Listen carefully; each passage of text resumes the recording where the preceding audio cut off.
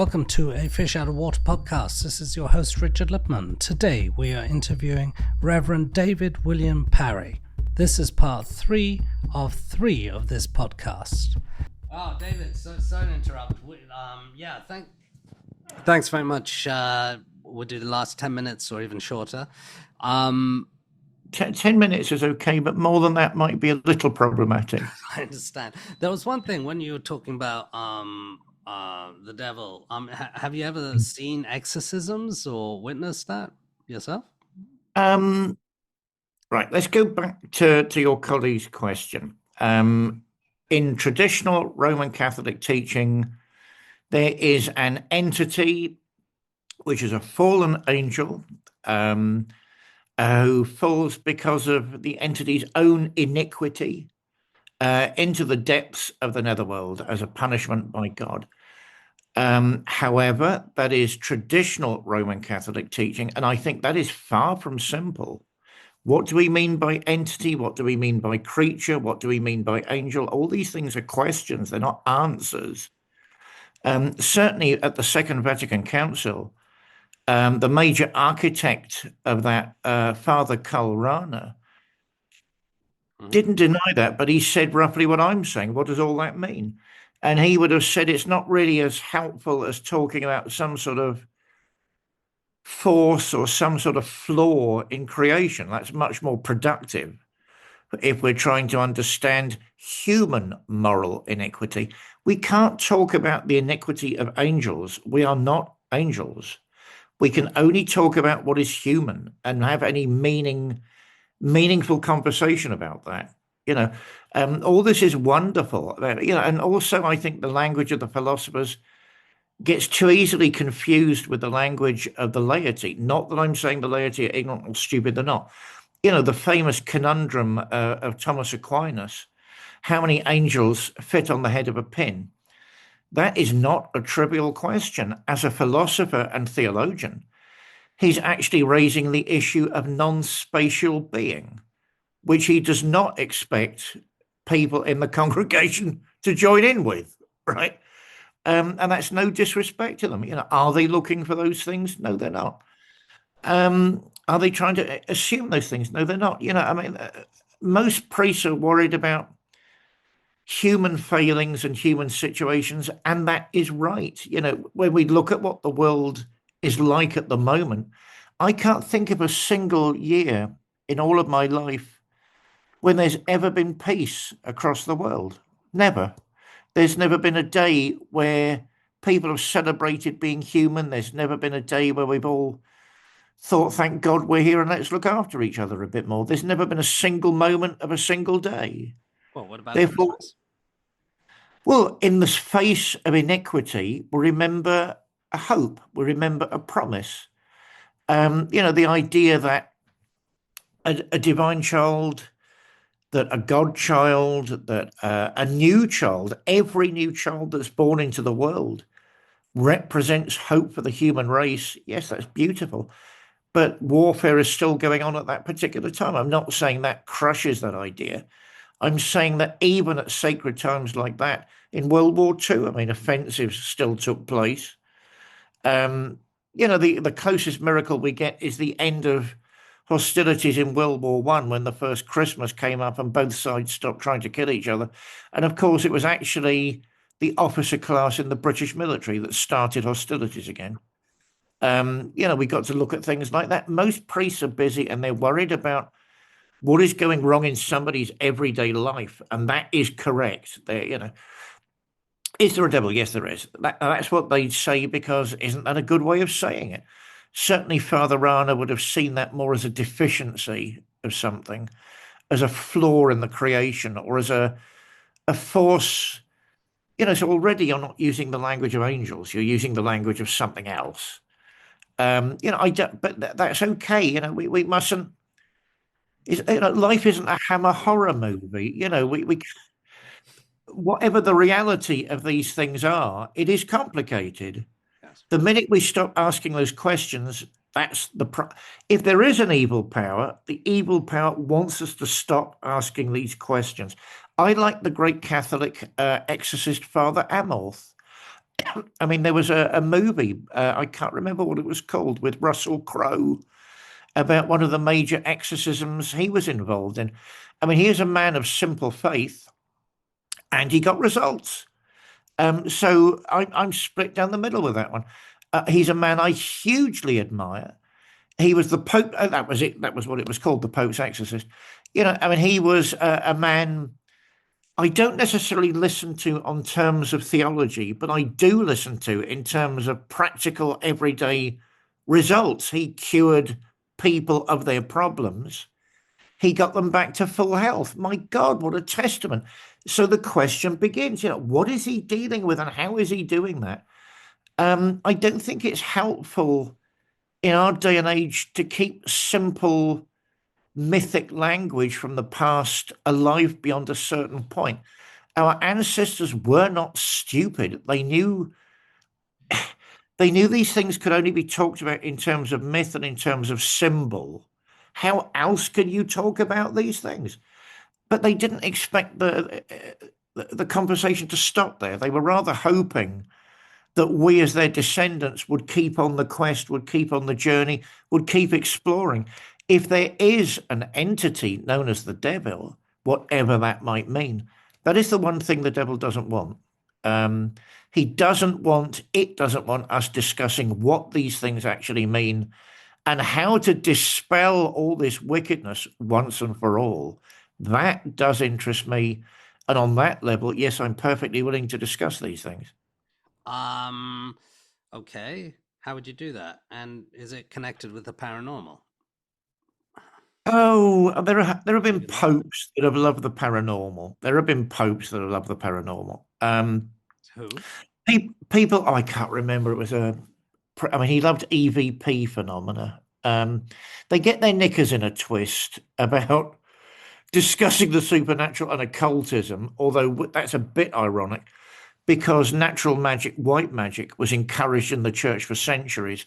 Some of the most important natural magicians, the theurgy people, the theurgists, were actually Roman Catholic priests. Pico della Mirandola and people like that were actually practicing magicians. Albertus Magnus was a practicing magician. As cultural fashion and language changes, the church decided not to use that type of vocabulary, but talk about natural philosophy. So we're talking about occultism then. Because when the Philosophes and the French Enlightenment came along, a gigantic contribution to human understanding and human sanity. When they came along, they didn't like religious language because what they were trying to do, amongst other things, was stop the wars of religion. What bound us? All very important. So they veered away from religious language. I mean, they didn't really veer away from the questions. They didn't want to talk about those questions. If you're fighting your opponents to the death to talk about rationality and natural science, I dare say you've got enough on your plate already, without getting into all these extra other things. The Philosophes were trying to establish knowledge on the basis of natural science. Therefore, they had their work cut out in those days. Most of them were deists. They weren't atheists. Most of them did believe in some sort of divine principle. That tends to be overlooked nowadays.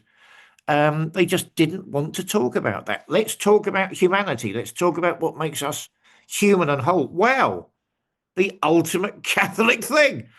So how do you do that? I think nowadays you talk about religion, you talk about evil through psychology, you talk about it through moral corruption. And maybe in certain cases, you get to a point where sociology and psychology simply cannot answer the type of iniquity we're dealing with. In the case of Hitler, most of the historiographical, I'm going carefully because I don't want to raise weird questions in the sense that silly questions, conspiracy questions. I don't want to raise them.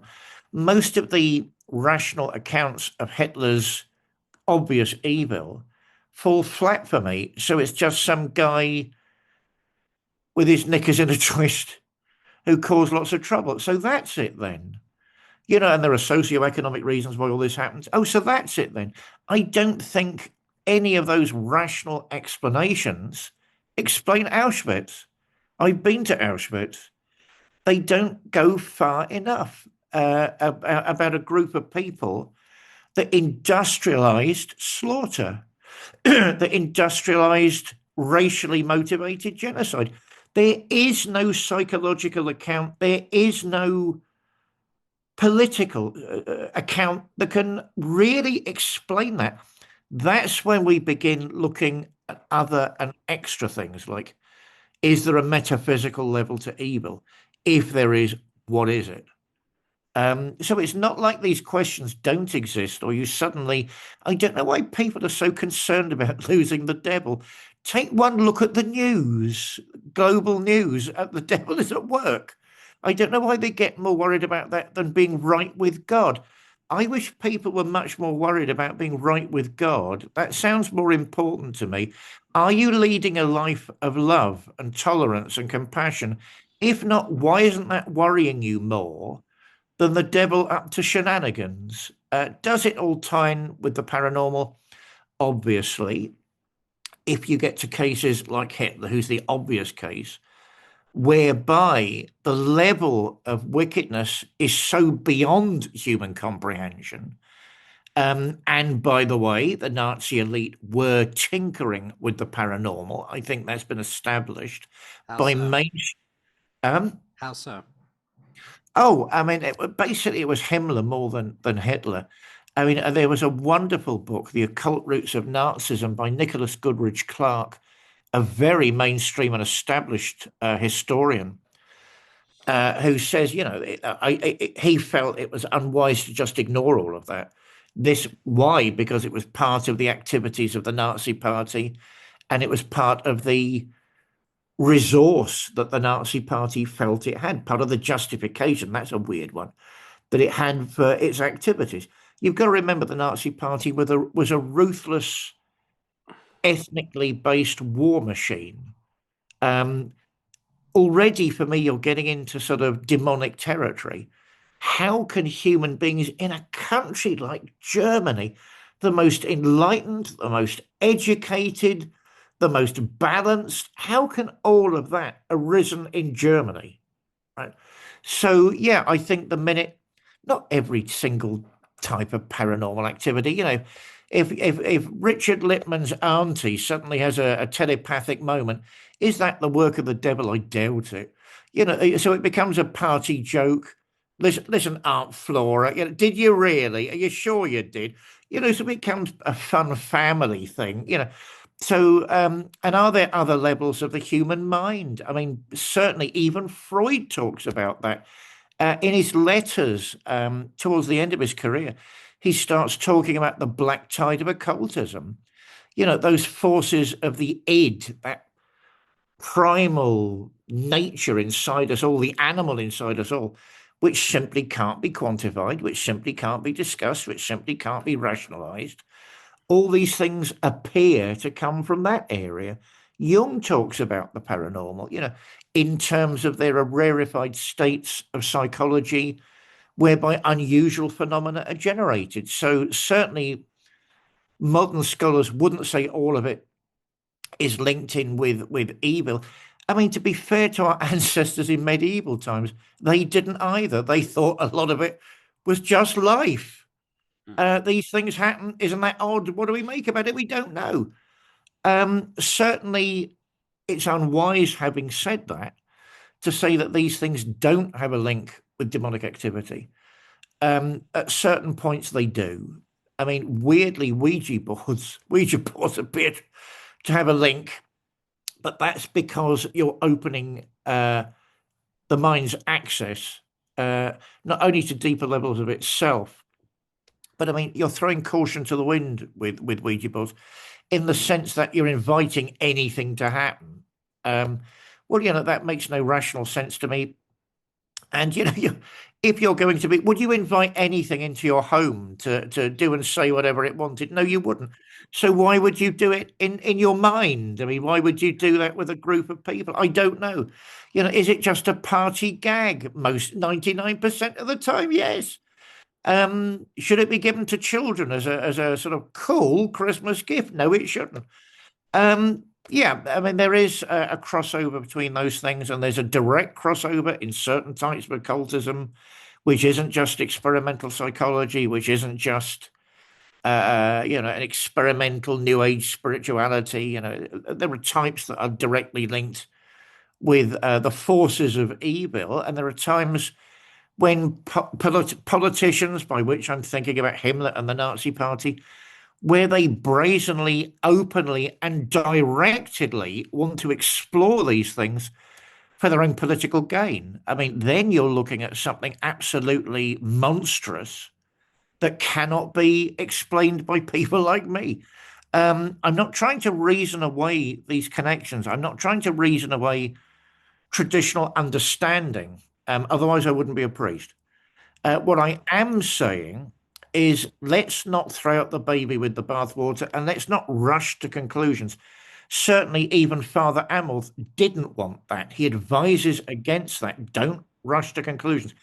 Yeah, there was a panel set up about his cases, and one of the American, forgive me, Richard, all of this is a long time ago. I think it was the American theologian that said, you keep doing unlicensed exorcisms because you need permission from the area bishop in most churches to do an exorcism, and there's always an investigation. Is it just a psychological problem? Is it some sort of abuse issue? Is it a financial problem? In the sense the husband's out drinking heavily every night because he's losing his job and taking it out on the family. What they do, church people, what church committees do is they start an investigation, and normally it's found to be something else, and they don't recommend an exorcism. You get local psychologists, you get local GPs involved. Mostly they don't recommend an exorcism. There are occasions when they do. And the accusation against Father Amorth was you're holding unlicensed exorcisms. Why are you doing that? But he's very clear they're not exorcisms. It's theatre. It's medical theatre to get people out of a problem. He meant that. It's not him having a sly. I mean, he's a very clever man. He's not being snide. He's not being sly. Most of the exorcisms he did, what he would consider Italian folk medicine. And that's great. That should be encouraged. He never said he didn't do actual exorcisms. He did say they were licensed and they were approved by the church hierarchy.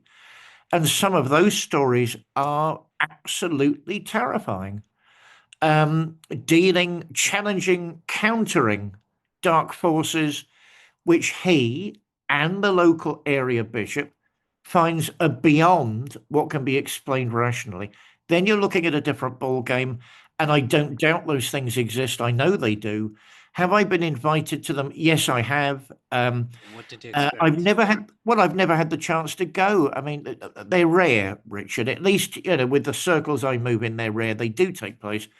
They always invited me along as an extra guy to say prayers more than the actual exorcist. I mean, to be an exorcist is what they call a charism. It's a gift in the church. And you have training, very, very technical training, actually. But you have to have the gift to be an exorcist. I do agree with all of that. You have to have the right outlook. You have to have the right knowledge, yada, yada, yada. So I've been invited as part of the prayer circle, but for some reason or other, it's never actually managed to happen. If anybody wants to still invite me, I'm open. I'm up to it. But yeah, I mean, fascinating materials. As I say, I'm not decrying them. What I am saying is they don't happen in every branch of Weatherspoons. They don't happen in every local Costa. These things are much rarer than people think. And when they are, they're terrifying. And then we've got real questions of a different type that need answering. You said they're terrifying. You remember the story in particular that grabbed you? I wouldn't be at liberty to go too far because I wasn't involved in the particular case. But yes, I mean, things like obsession. I mean, these things are a continuum. I think the feeling in Rome itself at the moment, I mean, the present chief exorcist, I can't remember his name offhand. I've listened to some of his stuff. He strikes me as very down to earth. I mean, there's a continuum of obsession in his view, which tends to be very traditional. Dark forces are trying to drag us down into what is less than human all the time. I'd have been a lot more resistant to that if it hadn't been for the last year of news. I find that a lot more believable now because so few human beings are looking for what is good. I can believe that a lot more now, sadly. Therefore, the challenge of our humanity, the challenge of, dare I say, Christ in us is constant. Sometimes that takes an extra step and becomes demonic obsession, whereby you start focusing on your own problems, you start focusing on being down. It's like you're being pushed down, your world becomes smaller and lesser. And either everybody hates you, paranoia starts, or you hate everybody, some type of aggression starts. And sometimes, just sometimes, they say it goes slightly beyond that. I don't think anybody's talking about full possession much nowadays. I mean, what would that mean? Mostly it's talking about serious obsession, where somebody's dream life, where somebody, literally their life physically falls apart. They lose their job, they lose their loved ones. They're no longer in charge of their own lives, and other dark, destructive forces are taking the reins. And that's when the church wants to get involved. I mean, you've got to remember things like this are when they occur when everybody else has given up. When the GP's given up, I don't know what's happening. When the local psychologist has given up, I don't know what's happening. They're not trivial. And the medieval view of the church, the Frankenstein view of the church, where the priest rushes up with a burning cross. I mean, that has to go. It's great theatre, but it's not the reality. A lot of thought goes into all of this. But it's felt sometimes that people are dealing with realities. What kind of thought goes into it? Well, as I say, a lot of debate. 9 times out of 10, people, the local church committee, the investigation committee decides it's not paranormal. You're dealing with very rational problems which need addressing in their own way. It's a nice, in the modern put down of the church, which is all it is, in the battle of ideas, the church has to cut its mustard. I agree.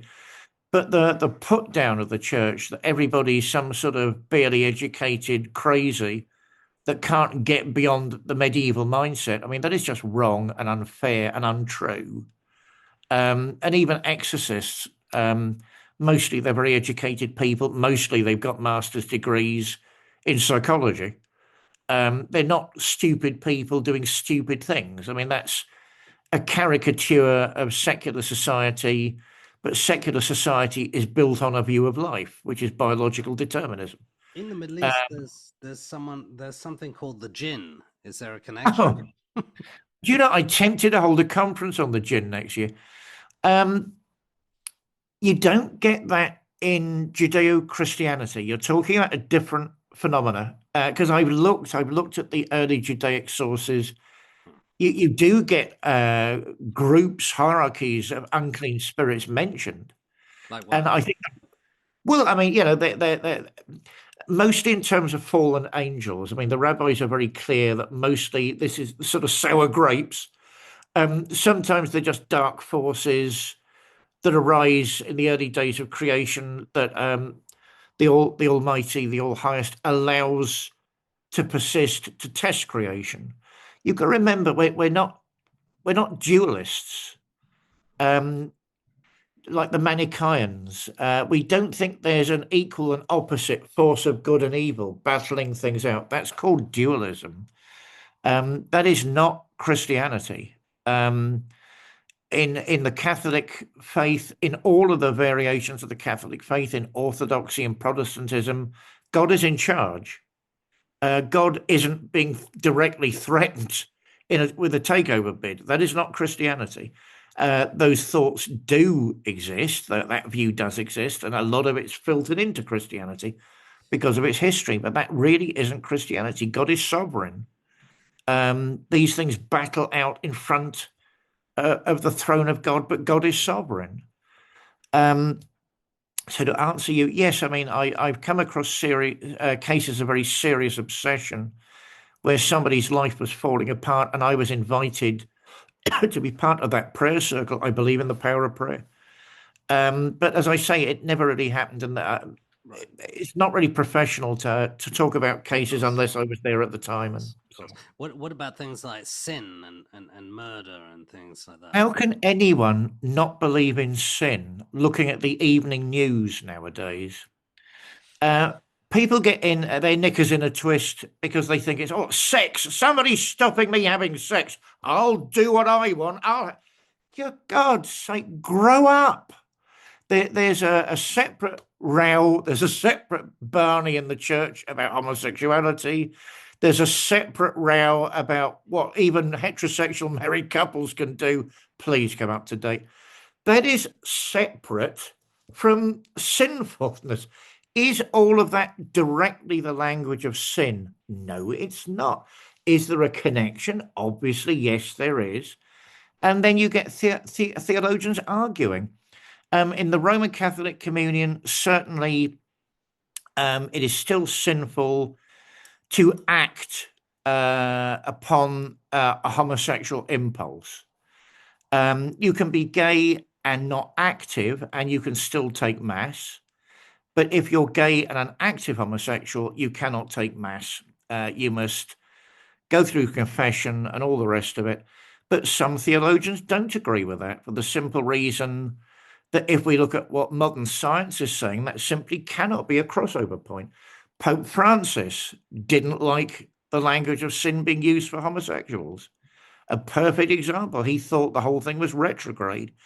And I mean, he starts the ball rolling with blessings for same-sex couples. I mean, I can't remember what state that got to. I mean, it was at one point he ends up saying, no, we can't bless sin. But so what does that mean?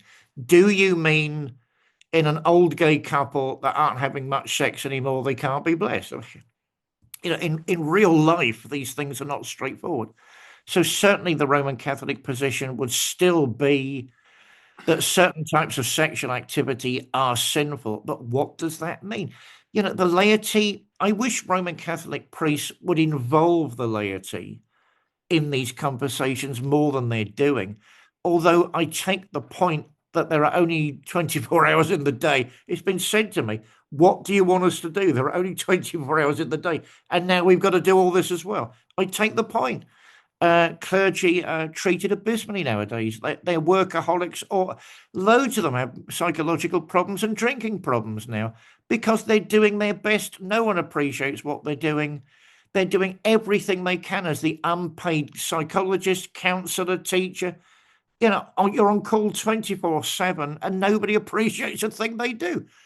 But maybe the answer to that is involving people in these debates a bit more. So certainly when people talk about sin, it always comes down, isn't it, to sex and violence. I beat him up because I could. But really that's a kid, you know, playground view, isn't it, of what sin is. Sin is, excuse me, doing what is wrong, doing what is wicked when you could do the right thing, choosing what is wrong when you could do the right thing. One look at the news across the world is full of sin nowadays, an incredibly serious concept because it's linked in with ideas of the perverse. I know it's wrong and I'm doing it. And I don't feel much of a conscience about it. Whoa. So you're getting beyond all of those areas that I'm interested in, psychology, moral philosophy. You're getting back to that area where things no longer make sense. And why would somebody do that? Even if it's destructive, they're still doing it. Self-destructive, they're still doing it. And they do it. They continue. Why? Why would they do that? So I'm not saying there's no such thing as sin. If anything, the language of sin needs to be revived in all the churches, but not in a medieval sense that if you're not, I'm the minister. Do what I say, or you'll burn in hell forever. I mean, come on. I mean, but we've got to get beyond that, and we've got to think maybe these are very serious issues, and they do need discussion. Because look at the state of the world around us. Personally, I do believe in sin. I wish I didn't. I do believe in active as well as passive sin. I wish I didn't. The perfect example of active sin always remains Adolf Hitler. He knew what he was doing, and he's okay about it, thank you. So, I mean, you don't even have to look far to find the examples. So, yes, I do believe in sin. Sometimes, just sometimes, it's linked in with the paranormal and occultism, and then you're very justified in talking about dark forces. Oh, thank you very much. And goodness, is there hope for goodness? Well, as I say, we're not Manichaeans. We're not philosophical or theological dualists. It's not an equal and opposite battle. The Manichaeans believe that. I mean, that was absorbed into early Catholicism. I mean, Christians don't believe that. The throne of God is above all of this battle. God allows these things to take place as a test. Where do you stand, Richard Lippman? Are you standing on the side of the angels? If you're not sure, okay, the process is still ongoing. Or are you basically sinking into what is worse in you? What is the kingdom of heaven, according to the old rabbis? Becoming the best within yourself. What's hell? Sinking into the worst within yourself. I believe that's Rabbi Hillel again. And too many people nowadays, because of bloody sex, think, I'll do what I want. And they're not taking the subject seriously enough, unfortunately. God is sovereign. The all highest is the all highest. That doesn't change. I wouldn't be a Christian by definition. I wouldn't be a Christian de facto if I didn't think that. We're going through a rough patch at the minute, but human history's been through rough patches before. What worries me is certain forces are trying to quantify the human experience at the moment. They're trying to reduce the discourse of what it means to be human, and that I think is detrimental to all of us, and ultimately will lead to a moral disaster. Yes, with every breath, there's new hope. And then, of course, there's politics, money, and AI and technology. I can't say a word against AI. AI is always so nice about me and my work. AI likes me. It's not AI. It's not money. It's not politics per se. It's not them in themselves. It's the way they're used. What is AI? Evil? No, but it can be used in an evil way. Is capitalism evil? No, but it can be used in an evil way. Socialism, is it the cure for everything? No, because it can fall apart. It's all about balance and sanity and remembering there's a transcendental principle which some of us call God above us all. AI is the perfect example of greed in the marketplace running rampant, which is just something that happens if society wants to be immature enough to allow that. What will be the outcome in the end? Would it be we're all taken over by a robotic civilization? Wouldn't that be fascinating? Sadly, I can't see that. It means we all become slaves to digital ID, surveillance capitalism.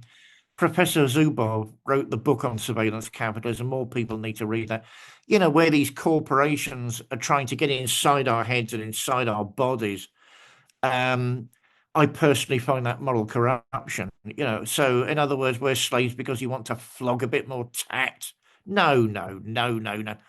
I think, is there real concern in the world? Yes, but as usual, it's up to us as individuals and us as a community to what we want to do about that. And do you think aliens are facing the same problem, or or people from outer space? Do they exist in your view? Yeah, I sort of think they do. I mean, why wouldn't they? Would they be fallen creatures like ours? You've actually asked a very complicated question. Would they be like us? Did they commit original sin whatever that means. I don't know. I like some of the cosmic hippies floating around. I quite like that one. All peace and love and chill out, man, and our flying saucer. Isn't that lovely? It was 70s loveliness. Nowadays, I notice they're slowly turning into an evil master race. Is that because people make more books if they describe that, make more sales because they describe them that way? I don't know.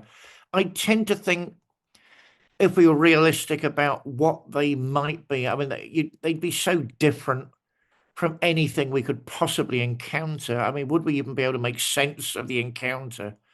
At the end of the day, we've got roughly 5 senses, unless it can be quantified in a way that makes it comprehensible to us. Then, I mean, they might be still all around us now or slithering, I don't know. And they simply don't register for us because we can't register anything outside of a particular type of continuum. Is this universe a universe of life? I hope so, and I think so. Does that mean we understand any of it? Why worry about life on other worlds when we're decimating the ecosystem on this one? Can't we just save what's going on here before we start looking anywhere else? That would be my attitude to that. So what would you tell Elon Musk then? Oh, grow up and be less nasty. I think having a colony on the moon on Mars is a great idea. Let's do it. Can you stop manipulating the marketplace at the same time so you end up with more trillions? I mean, it's not that clear, is it, Elon? I mean, let's look at what you're doing, darling. I mean, I think he's fascinating, and sometimes for the wrong reasons. He's playing a clever game. One minute he's this sort of cosmic visionary, and then this evil anti-union bastard who's just trying to get minimum wage through the Senate and trying to enforce worse working conditions than anybody can possibly conceive of onto his employees. But they're all like that at the minute. No, what an interesting man. I'd like to tell him to his face what I think about him. I doubt if I'll ever get that possibility, Richard. I'm an unknown little cleric in the middle of nowhere. I doubt if they're interested in what I've got to say. All right. Thank you very much, David. It's been very interesting. We'll be in touch. Thank you. Richard, thank you so much. It's been a blast. When does this show go out? I would say certainly within the next few months.